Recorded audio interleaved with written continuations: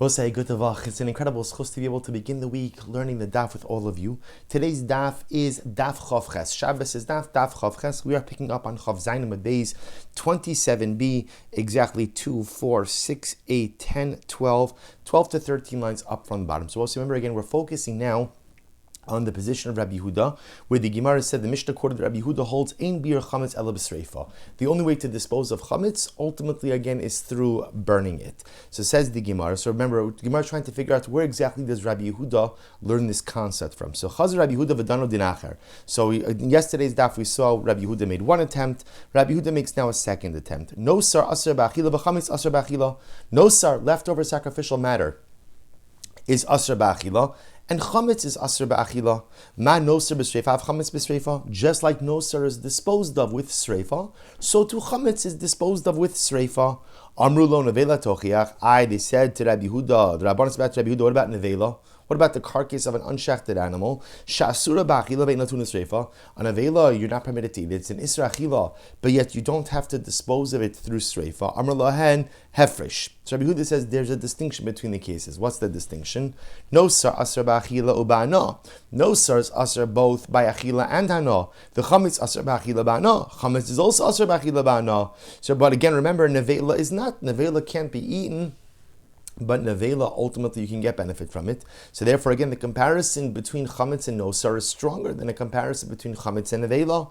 Ma nosar ta'on sreifa, chametz ta'on sreifa. Therefore, just as nosar must be burned when you dispose of it, so too chametz must be burned when you dispose of it. So the Rabbanan again said back to Rabbi Yehuda, Amrulo, shar haniska yochiach. What about a shar haniska? Remember again, shar haniska is an ox that killed someone, and as a result, the ox itself is killed. So about shar haniska, sha'asr b'achila ba'ana ve'in ta'on sreifa. Shar haniska is a good example. You're not allowed to eat it. You're not allowed to get benefit from it. But yet, halacha l'maisa, there's no din sreifa. There's no din of burning it.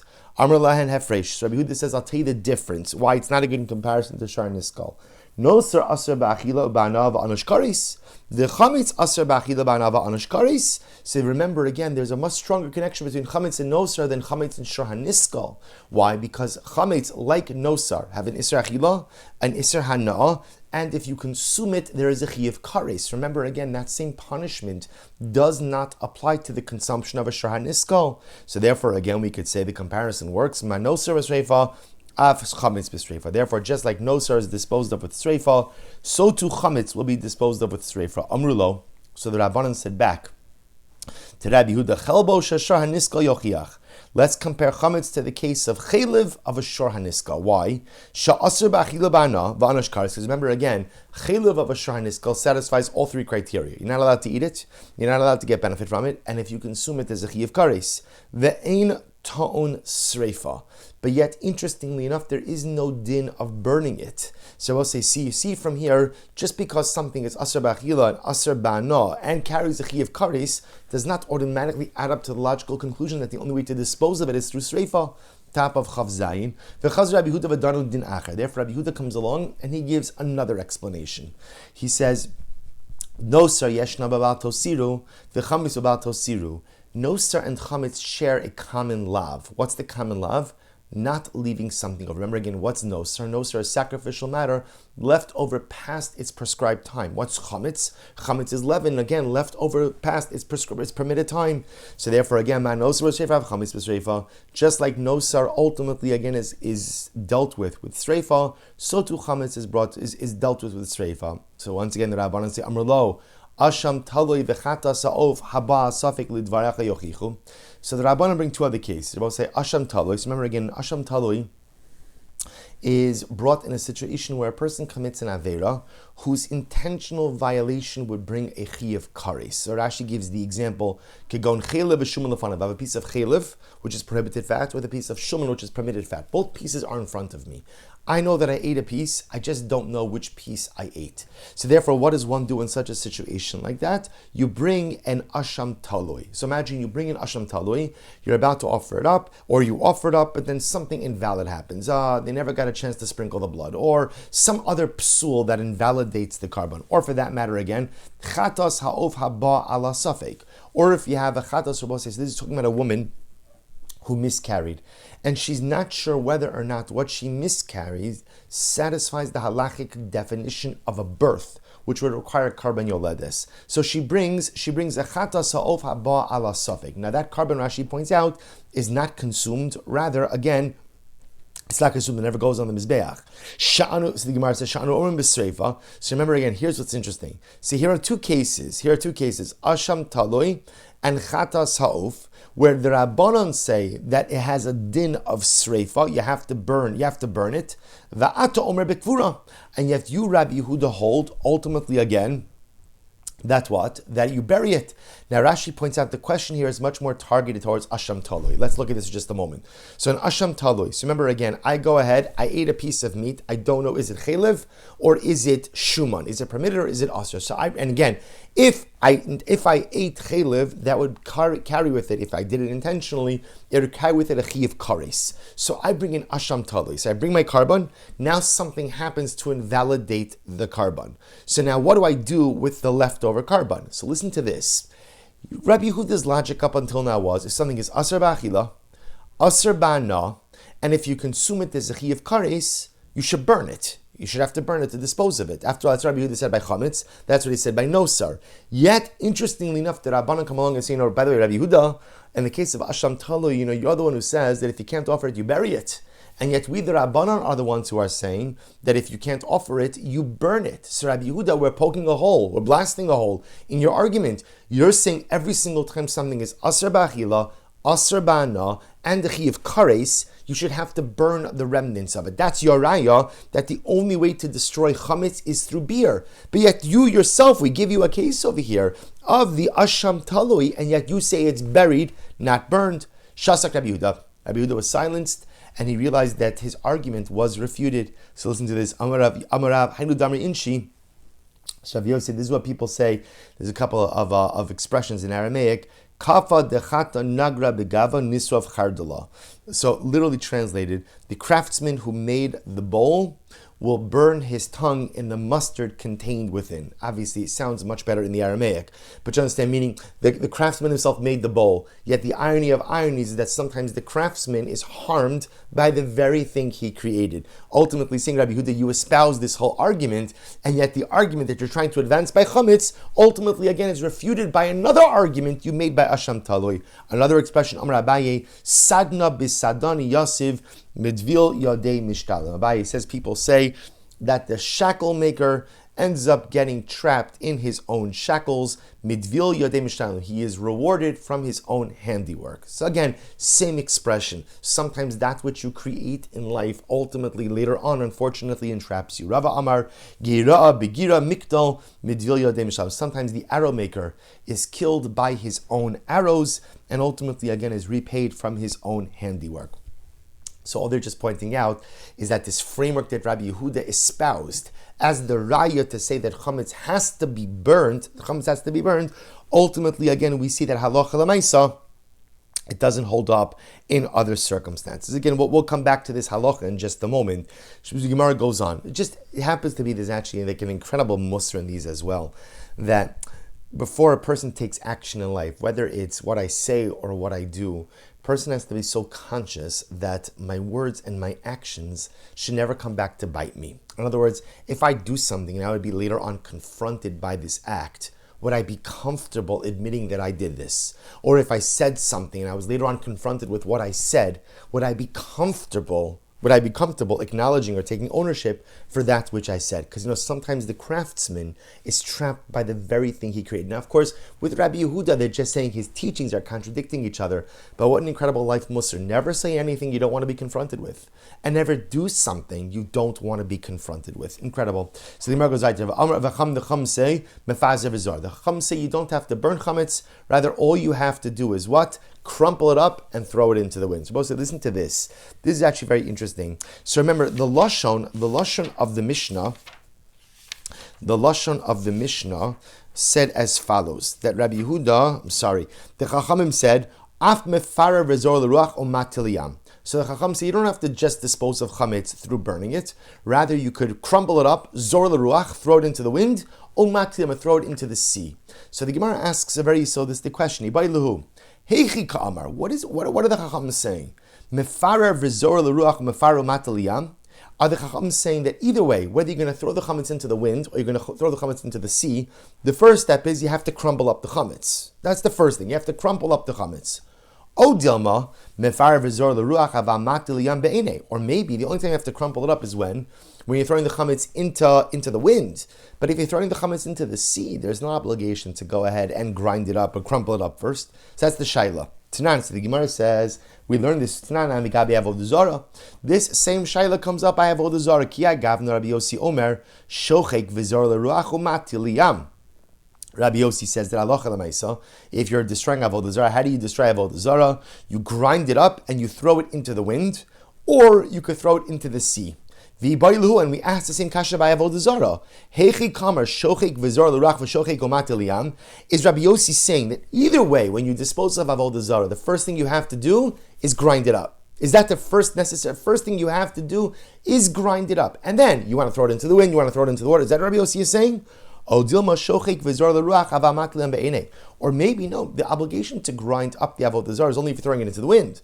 But if you're throwing it into the water, there's no obligation to grind it up beforehand. So we'll say, interesting machlokes. Amar Rabba, mistabra Avodah Zarah deliyam hamelach ka'azla lo ba'ishchika. So we'll say, Rabba says that it would appear that halacha l'maisa, Avodah Zarah itself, the lashon, we just had this in today's daf, or it really was part of yesterday's daf, but we did it today.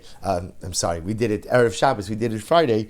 So Rabbi says that the halacha by Avodah Zarah is whenever you want to dispose of Avodah Zarah, the lashon of the Gemara is yolich hana'a liyam hamelach. Throw the hana'a into the Red Sea, into the Dead Sea, I should say, Yam HaMelech, the Dead Sea. So we'll say, so what's the pshat? Because the assumption is the Dead Sea, there's no one travels on the Dead Sea. There's no boats going on the Dead Sea, the Gemara assumes. And therefore, halacha l'maisa, there's no concern that someone's going to come and pick up the Avodah Zarah and get benefit from it. So therefore, if you throw it into the Yam HaMelech, you don't have to do anything. You just have to dispose of it, and that's all. So the Gemara says, chametz, the l'shar naros kazil, but chametz, which could be thrown into any body of water, by perer, ultimately, again, requires grinding up beforehand. So we'll say the shita of Rava is that chametz Avodah Zarah only has to be ground up if you're throwing it into the wind, because then people might have access to it. You have to destroy it before you scatter it. But because Avodah Zarah is only disposed of in Yam HaMelech, you don't have to grind it up before you go out and dispose of it. Rather, you could just dispose of it. Comes along, however, chametz, which can be disposed of in any body of water, including bodies of water which have, we'll call it pedestrian traffic. Therefore, halacha l'maisa, chametz must always be ground up before it is discarded. So Rav Yosef comes along. Amalei Rav Yosef, Ad Rabba, Ipcham Stab. Rav Yosef says, Rabba, I think you're wrong. Just the opposite is true. How so? Avodah Zarah d'lo memisa b'yishchika. Avodah Zarah doesn't dissolve. Right? If you throw Avodah Zarah into the water, maybe it will dissolve over a large number of years, but it's not going to dissolve. And therefore, again, b'yishchika. No matter where you are disposing of Avodah Zarah, the goal is to destroy it. And as such, halacha l'maisa, you must go ahead and actively crumble it wherever you're throwing it. However, chametz demamis lo boiper. But chametz, you throw a loaf of bread, you throw chametz into the water, it's going to dissolve. So therefore, again, you don't have to go ahead and crumple the chametz. So we'll say, so fundamental machlokus between Rabbah and Rav Yosef. Again, Rabbah telling me that Avodah Zarah does not need to be crumbled before it is discarded, because I should say differently. If it's going to be discarded in a body of water, it doesn't need prior crumbling. Why not? Because Avodah Zarah is only discarded in Yam HaMelech. If, of course, you're going to discard it into the wind, then it must be crumbled beforehand. Rav Yosef, just the opposite. Avodah Zarah always has to be crumbled, always has to be smashed beforehand. Whether you're throwing it into the wind or a body of water, for one simple reason, it won't dissolve on its own. But chametz, which will dissolve on its own, no need to crumple it before you throw it into a body of water. Of course, if you're going to throw it into the wind, you have to crumple it. So Tanya Kavase de Rabba, Tanya Kavase de Rabbi Yosef. Also, you have a brayso that supports both Rabba as well as Rav Yosef. So the Gemara says, what's the brayso? Here we go. Tanya Kavase de Rabba, brayso that supports Rabba. Hayim mahalich b'midbar, mefarer v'zora l'ruach. If a person was walking in the desert and he has this chametz, what does he do? He crumples it up and he throws it into the wind. Hayim mahalich b'svina. If you are walking on a boat, mefarer umatil liyam. So if you're walking on a boat, then what do? Or not walking on a boat, but if you're on a boat, then halacha l'maisa, you must crumple it up and throw it into the water as well. So we'll say this is the sheet of Rabbah, that no matter how you're disposing of the chametz, you must always go ahead and crumple it up before discarding it. Tanya Kavasi de Rabbi Yosef, a brayso that supports Rabbi Yosef. Hayim mahalich b'midbar. If a person was walking in the desert, shochek v'zor l'ruach. A person crumples up the chametz and throws it into the wind. Hayim mahalich b'svina. But if a person was on a boat, shochek umatil liyam. So the Gemara says, 1 second. Shchika kashya l'Rabba, Peirer kashya l'Rav Yosef. Rav Yosef, each of these brisos that you quoted in order to align with the different shita, they each pose a question, right? In the brisa that was according to Rabba, Shchika, the grinding up ultimately poses a kasha, and ultimately again, Peirer kashya l'Rav Yosef. To which the Gemara says, Shchika l'Rabba lo kasha. No, the case of grinding up according to Rabba is not a question. Why not? Hali amamelach halushar naros. Both say the only time Rabba will say that halacha l'maisa, that it doesn't require shchika is going to be into Yam HaMelech. But in other bodies of water, it does require shchika. Peirur l'Rav Yosef lo kasha habechiti habenama. Similarly, going to both say again, the spreading around according to Rav Yosef is also not a contradiction. One is referring to wheat and one is referring to a loaf of bread. Rashi points out over here, what's the distinction? A loaf of bread apparently will dissolve in water, but stalks of wheat, Rashi says bechiti shechmitzu boy peirur kolomar. Pizur shelo yitneim bisak v'yizur came el yefazim apanei hamayim shelo yuchlu adam lalaktam apanei hamayim. So apparently, interestingly enough, when it comes to chiti, so again, you're throwing a loaf of bread, so halacha l'maisa, the loaf of bread dissolves. But if you're throwing in stalks of grain, ultimately it's not just enough to throw it in, but rather one must scatter it as well. Fine. So we'll say, very interesting. What is the halacha l'maisa? Because obviously this is a major machlokes between Rabbi Yehuda and the Rabbanon about how you are supposed to properly dispose of chametz. So we'll say, so the Shulchan Aruch in Siman Tov Mem Hey writes as follows. This is Tov Mem Hey Sif Aleph. Keitzad bir chametz. How are you supposed to dispose of chametz? Sarfo o porero v'zora l'ruach o zarko liyam. So we'll say, this is incredible. So halacha l'maisa, how do you destroy chametz? Shulchan Aruch says, burn it, because obviously burning, right? The Mishnah Berurah points out over here, the goal, ideally you're supposed to burn. But if you're not going to burn it, porero v'zor l'ruach, so you could go ahead and crumple it up, throw it into the wind, o zarko liyam, or you could go ahead and throw it into the water. So I'll say, so now listen to this. See from here that so we'll say. So remember again, the Shulchan Aruch seems to indicate that halacha l'maisa, the din of crumbling is only a din when you're throwing it into the wind. But if you're disposing of the chametz by throwing it into the water, there is no obligation to crumble because we assume that the chametz will simply dissolve in the water. And that is true. That's the psak of the mechaber. But look what the mechaber says. But if the chametz is very hard and therefore the water is not going to dissolve it quickly, first, you should go ahead and crumble it, and only afterwards should you throw it in the water. Therefore, the way we paskin is, and let me just add in one more piece of the Rama. The Rama says, Hagal, Haminag l'sarfo, V'tov l'sarfo bayom, Dumya denosa, Shinisraf bayom. So we'll say, interestingly enough, halacha l'maisa, the Rama says, ideally, it is best to burn chametz. Now it's interesting. Then the Rama says, and when do you burn chametz? You burn chametz by day. Why do you burn chametz by day? Because chametz is like nosar. We'll say, what does that mean? Chametz is like nosar. So now we appreciate that statement. Because what did Rabbi Yehuda say? Rabbi Yehuda said that halacha l'maisa, just like nosar, is asar b'achila, asar b'ano, and ultimately again is burned. So to chametz, asar b'achila, asar b'ano. Therefore, the way to dispose of it is we burn. So both say. So interestingly enough, what happens over here is as follows: we paskin like the chachamim, which means you could dispose of your chametz however you want. You want to burn it, you want to flush it down the toilet, you want to throw it into a river. You could do whatever you want. But the Shulchan Aruch gives two caveats. Number one, if you're going to throw it into the wind, you must crumple it up and discard it first. That's aleph. If you're going to throw it into the water, you could throw it in whole, provided that you know this is the type of chametz that will dissolve. But if there's a concern that the chametz will not dissolve, then the Shulchan Aruch paskins halacha l'maisa, you have to go ahead and crumble it up first before you throw it in. Ramah says, although you could dispose of chametz however you want, the ideal way to do it is through sreifa, and we do it by day, dumya denosar, like the shita of Rabbi Yehuda. So although we don't paskin like Rabbi Yehuda, it is interesting to see how Rabbi Yehuda's shita does make its appearance in halacha. Beautiful. Weiter says the Mishnah, suppose listen to this. If you have chametz that belong to a non-Jew, chametz that belong to a Gentile, Shavala Pesach. So we'll say essentially you have a Gentile's chametz after Pesach. What's the halacha? Mutter ba'ana. It's mutter ba'ana. Now we'll say that's not a chiddush, right? Obviously, again, there's no isurim of chametz which govern the chametz of a nachri, of a Gentile. The reason the Mishnah is quoting this is because of the next line, V'shal Yisra Asar Ba'ana. We'll say a very important piece. This is the content of chametz sha'avar alav Pesach. Then if a Jew illegally owned chametz over the course of Pesach, that chametz is Asar Ba'ana after Pesach. After Pesach, so the Gemara says, because the pasuk says you shall not see sa'ar. So the Gemara is going to discuss how exactly we learn this out from this pasuk. But I will say, but l'maisa, a very important lesson. Chametz sha'avar leva Pesach. If a Jew illegally owned chametz over the course of Pesach, that chametz is aser bana for everyone, not just the owner. It's aser bana for everyone after Pesach. Says the Gemara, mani mas nisin. So we're going to go on a little bit of adventure over here. So the Gemara wants to know whose opinion does the Mishnah reflect. Lo Rabbi Yehuda, lo Rabbi Shimon, lo Rabbi Yosef Lili. So we'll say it doesn't reflect the views of Rabbi Yehuda, Rabbi Shimon, and Rabbi Yosef Lili. So we're going to discuss each of these sheets in just a bit. So whose opinion does it reflect? Or we'll say really, who are these opinions? The Sanya, here we go. Chametz bein lifnei zmano bein la'achar zmano overlove bilav.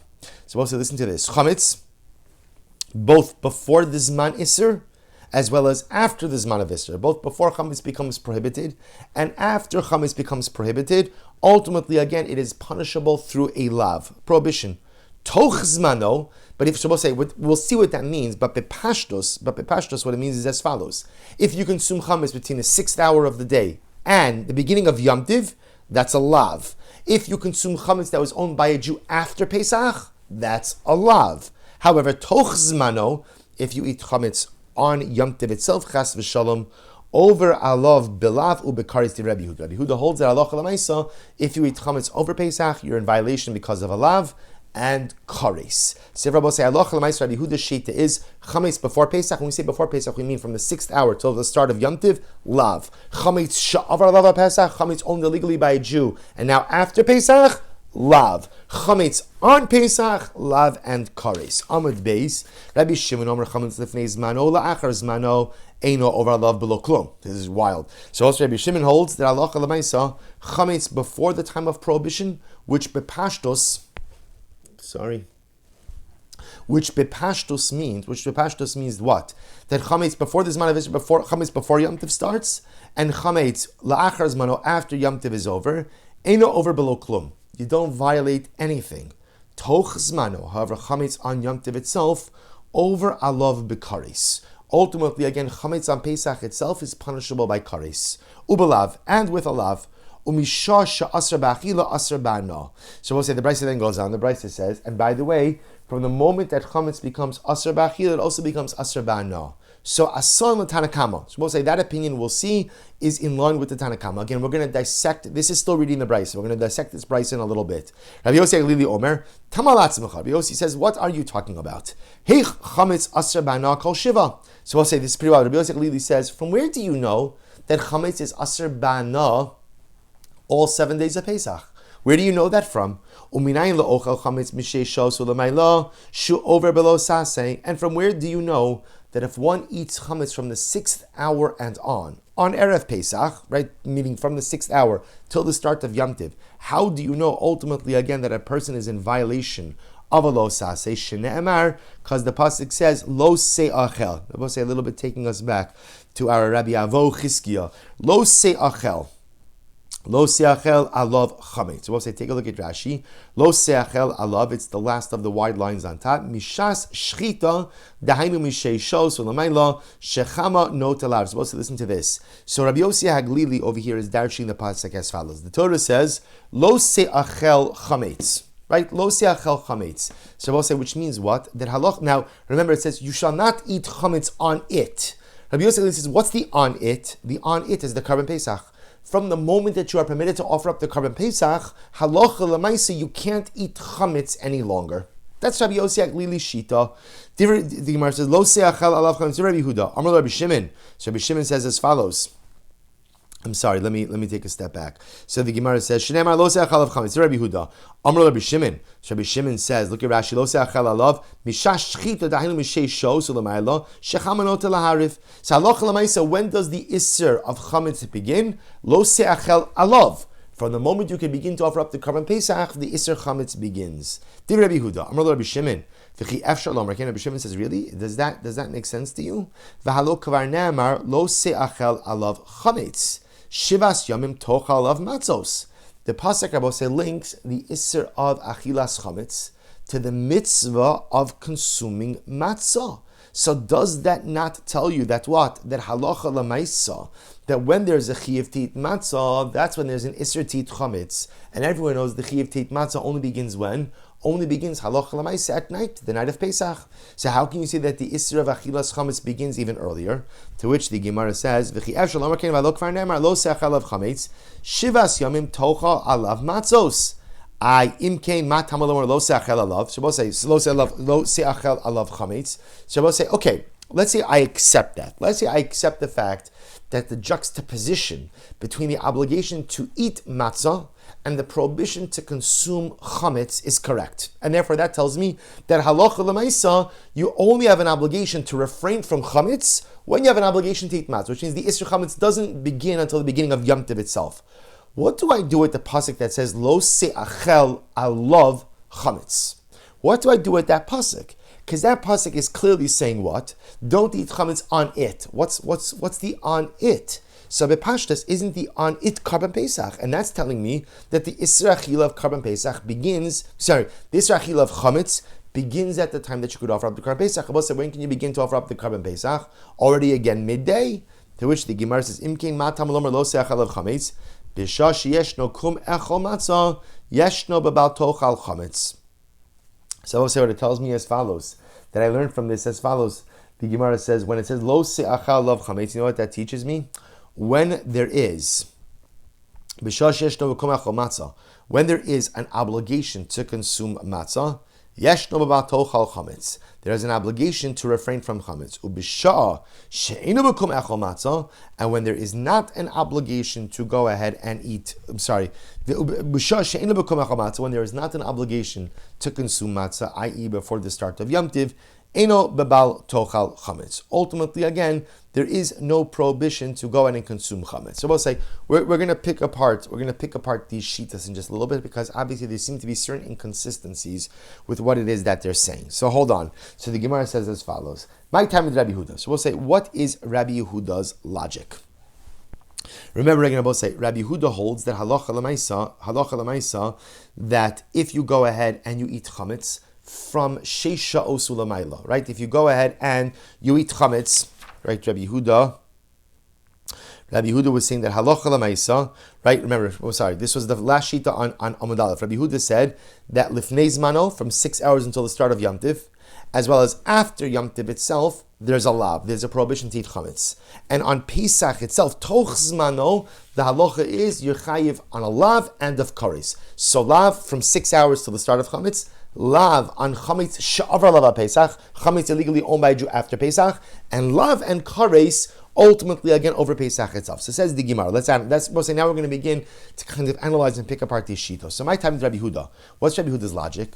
So the Gemara says Tlasa Kroi Ksivi, because Rabbi Yehuda says there are 3 psukim written in conjunction with chametz. Lo yachel chametz. The pasuk says you shall not eat chametz. Right? Also it says v'chol machmetzes lo sochelu. Don't eat machmetzes. Again, we'll define that term, but for now let's just say it means don't eat chametz. Lo sochol alav chametz, and don't eat chametz. So the Torah tells us don't eat chametz 3 times. Says Rabbi Yehuda, why 3 times? Chad lifnei zmano, v'chad la'achar zmano, v'chad l'toch zmano. Rabbi Yehuda says it's to give me 3 lavim. One lav is for chametz. One prohibition is for chametz from the 6th hour to the start of Pesach. One lav is for Pesach itself, and one lav ultimately again is for chametz illegally owned by a Jew after Pesach. So remember again, kares is explicitly said in the Torah. The Torah explicitly says that a person who eats chametz on Pesach is chayiv kares. The Rabbi Shimon. So this is the sheet of Rabbi Yehuda. So now again we're fine tuning the sheet. Rabbi Yehuda holds there's a lav before Pesach, 6 hours to the start of Pesach, a lav and kares on Pesach, and a lav on chametz shavar lava Pesach. Where does he get that? Very simple drasha. The Torah states the prohibition to consume chametz 3 times. 3 times, 3 lavim, 3 time periods. Beautiful. For Rabbi Shimon, we'll say, what will Rabbi Shimon say about this? And we'll say, remember again, Rabbi Shimon holds that halacha l'maisa, chametz before Pesach, from the 6th hour till the start of Pesach, as well as chametz after Pesach. Rabbi Shimon says, below klum. Below klum. There's no liability for that chametz at all. He agrees that halacha l'maisa, Halacha l'maisa, once Pesach starts, so then there is a lav as well as kares for Rabbi Shimon. So we'll say, what does Rabbi Shimon do with the three mentionings, right? The three lavim of chametz. For Rabbi Shimon, chad l'soch smano. So we'll say, Rabbi Shimon says like this: one lav is to teach me that in addition to kares for chametz consumption on Pesach, there's also a lav. The chol machmetz, as the pasuk of chol machmetz, as Rabbi comes to teach me something else. I need it for the following halacha. Ainly elishin is chametz me'ilav. So both say chametz could refer to something which kind of became leavened on its own. Machmas davar acher minayin. But say, how do I know that if something only became chametz as a result of a we'll call it an external leavening agent? So, for example, yeast. How do I know that something became chametz because yeast was introduced to it? So chametz only tells me something which becomes chametz on its own, meaning its own internal processes. How do I know that if something became chametz as a result of an external influence, an external ingredient, that is also asar on Pesach? Tamalomar kol machmetzes lo sochelu. Therefore, the pasuk says kol machmetzes. Rabbi say in Rabbi Shimon's world, kol machmetzes is introducing a dramatically new halacha, which is not only is naturally occurring chametz going to be asar, but even chimutz, even chametz that is created through some type of external ingredient or reality is going to be chametz as well. What about lo ye'achel chametz? What does Rabbi Shimon do with that third pasuk? Because remember again, according to Rabbi Shimon, there's only one real lav against chametz. It's only the lav if you consume chametz on Pesach itself. But chametz before Pesach is mutter. Chametz shavar lava Pesach is mutter. So now ultimately again, one Isser, one lo yochal chametz is to teach you the Isser on Pesach. Kol machmetzes is to teach you that halacha l'maisa, even if the item became chametz as a result ultimately of some external leavening agent, it's still going to be aser. What does he do with lo yachel chametz? Bi'bayle l'chid both it's very exciting. Bi'bayle l'chid Rabbi Yosef Lili Omer. Listen to how beautiful this is. Minayin lePesach Mitzrayim. She'ein chimutzo noheg el yom echad. We'll see, we're going to get into this sugya, but there are a number of dramatic differences between the first Pesach observed in Mitzrayim, what we call Pesach Mitzrayim, and Pesach Doros, the Pesach observed in future generations. One of the interesting distinctions is that in Pesach Mitzrayim, the Isser Chametz, at least according to Rabbi Yosef Lili, right? Pesach Mitzrayim, ultimately again, the Isser Chametz was only observed on that day, on one day. So the Gemara says, Talmud Lomar, lo yi'achel chametz, because the pasuk says, you shall not eat chametz, and what's juxtaposed? That v'samich le hayom hazeh, hayom atem yotzim, and it says, today you're going out. So the fact that it says, hayom, today you're going out, and that's juxtaposed to the pasuk of lo yi'achel chametz, teaches me that by Pesach Doros, the first Pesach, the Isser Chametz only applied for one day, as opposed to that's Pesach Mitzrayim. So it's the Pesach Doros, Pesach for future generations. The Isser Chametz is for 7 days. Rabbi Huda. So both say, now remember, where does Rabbi Huda learn out these halachas from? So remember again, Rabbi Shimon went ahead and learned out. He used kol machmetzes to teach me that even if something becomes chametz through an external leavening agent, it's going to be chametz. Where does Rabbi Yehuda learn out from? Rabbi Yehuda, machmas davar achar minale. Where does Rabbi Yehuda learn out that even if something becomes chametz as a result of an external leavening agent, that it is still going to be asr on Pesach? Mide'afki rachmana b'lashon machmetzes. So I'll say ultimately again, Rabbi Yehuda says, no. That's meaning we can learn two things. In other words, the fact that the Torah phrases an Isser Chametz in Lashon Machmetzes could teach you two things. It could teach you, number one, that there's a lav. Remember again, according to Rabbi Yehuda, you need 3 lavim. One for before Pesach, one for during Pesach, one for after Pesach. So Kol Machmetzes could teach me there's an Isser Chametz, but the fact that the Torah chose to write it in this way could also teach me an additional halacha. Namely, not only is naturally occurring Chametz going to be Asr, but halacha l'maisa, even chametz that becomes chametz as a result of an external leavening agent will be asr as well. So the Gemara says, "Mid'afki achmana b'lashon machmetzes." Rabbi Yosef Lili minole. Both say, where does Rabbi Yehuda know the din of Rabbi Yosef Lili? In other words, how does he know that like Rabbi Yosef Lili said that in Pesach, the first Pesach, the Isser chametz only applied for one day? Where does he know that from? Ibay sema medesamich le hayom. So both say one possibility is he agrees with the drush of Rabbi Yossi. The fact that hayom atem yotzim is juxtaposed to one of the lavim tells you that the lav of chametz only applied for one day. There's no problem with Rabbi Yehuda agreeing with the drush of Rabbi Yossi. The other possibility is smuch and lo darish. Both say maybe Rabbi Yehuda just doesn't agree with Rabbi Yossi. Maybe he just doesn't agree. Maybe he holds that even by Pesach Mitzrayim, the Isser Chametz was in fact there all 7 days. Maybe he just disagrees. So possibility one is he agrees with the drasha. Possibility two is he doesn't agree with the drasha. Now the Gemara says the reason he wouldn't agree with the drasha is because maybe he doesn't agree with the exegetical principle of darshin and smuchin. Maybe he doesn't agree with the fact that we darshin, that we extrapolate halachas from juxtaposed psukim. Okay, Amar Mar. So what's we go weiter? But continuing in quoting the Brisa, so he said, and how do we know that if someone eats chametz from 6 hours of the day, Erev Pesach, and on, that one is over on a lo saseh, shene'emar lo se'achal alav chametz divrei Rabbi Yehuda. These are the words of Rabbi Yehuda, right? Rabbi Yehuda holds that halacha l'maisa lo se'achal alav chametz is one of the lav, and teaches me that there's a lav if you consume chametz from the 6th hour of Erev Pesach and on. Amar Rabbi Shimon, v'chi efshar lo markein. So Rabbi Shimon says, Rabbi Yehuda, how can you say that? V'alo kvar ne'emar lo sochal alav chametz shivas yamim tochal alav matzos. The Torah links the prohibition to consume chametz with the obligation to consume matzah. Does that not tell you that the Isser chametz only begins when there's an obligation to consume matzah? But if there's not yet an obligation to consume matzah before Pesach, there's no Isser chametz. Rabbi Yehuda Shapir, Rabbi Yehuda is saying good. You are saying he's saying good. He's saying good. Rabbi Shimon, Rabbi Yehuda Amar Lecha. So we'll say Rabbi Shimon. I'm sorry. Rabbi Yehuda Shapir Ka Amar Le. Rabbi Shimon. Rabbi Yehuda Amar Lecha. I'm sorry. Right? Rabbi Yehuda, Shapir Kal Rabbi Shimon. What we said before. The ultimate thing Rabbi Shimon responds to Rabbi Yehuda was a good answer. Rabbi Yehuda, Amar Lecha, Hahu Lekova Chova, Afilu Bizman Hazehu Da'asa. So we'll say ultimately again, Rabbi Shimon will go ahead and respond back to Rabbi Yehuda. And he will say, Rabbi Yehuda will respond back to Rabbi Shimon that the pasuk that Rabbi Shimon quoted ultimately, again, is there to serve a different purpose, namely, to establish the fact that halacha l'maisa there is a biblical obligation to eat matzah bizman hazeh, even though there is no longer a carbon pesach. Rabbi Shimon, lekova chova minale. For we'll say, where does Rabbi Shimon know that halacha l'maisa matzah bizman hazeh, right? Matzah even without a carbon pesach is still going to be a biblical obligation. Nafkalei mi ba'erev tochlu. We'll say, since the pasuk says ba'erev tochlu matzos, you shall eat matzah at night. The fact that the Torah phrases a separate, independent obligation, because most remember again, on one hand the Torah says amatzos mrom yochluhu, which links carbon pesach together with mar and matzah. So I would say in the absence of carbon pesach, there's no matzah as well. So halacha l'maisa, how do I know that there's a contemporary biblical obligation to consume matzah even now? Mi ba'erev tochlu matzos. The fact that it says at night you should eat matzahs. For Rabbi Yehuda, what does Rabbi Yehuda do with that pasuk? For Rabbi Yehuda, mi boy le letami v'shay b'derech choka. Supposed to be very interesting. Rabbi Yehuda requires that pasuk actually for something else. Rabbi Yehuda requires that pasuk for the individual who is tamei and therefore unable to go ahead and offer up the carbon pesach and derech choka. Someone who's too far away. Rabbi, look at Rashi just a moment. Letami v'shay b'derech choka. Shafa b'sheina osa Pesach chay b'achilas matzah. So remember again, there's a concept of Pesach Sheni. Pesach Sheni is the makeup Pesach. Who utilizes the Pesach Sheni? So the two paradigmatic examples that the Torah gives is someone who is tamei ritually impure, or b'derech rechoka, or very far away.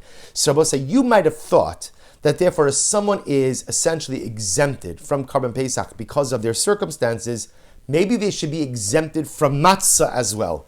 Kamashlan Rabbi Yehuda says, Ba'erev tochlu matzos teaches me that even someone who's going to avail themselves of Pesach Sheni, because circumstantially they are exempt, nevertheless still have to eat matzah the night of Pesach. The Gemara says, you would have thought, Ho Pesach lo yochal, matzah umarer nami lo yochal nechal, because you would have thought, once the individual is exempt from going ahead and having to bring the Korban Pesach because of his circumstances, therefore halacha l'maisi also shouldn't have to eat.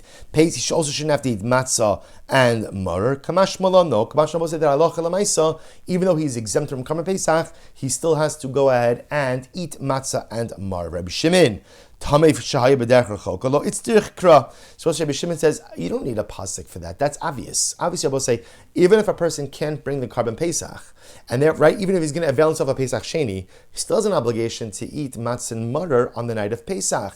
And I don't need a pasuk from that. Why don't I need a pasuk? Because we will say that's no worse than who? He says, delogara me arel.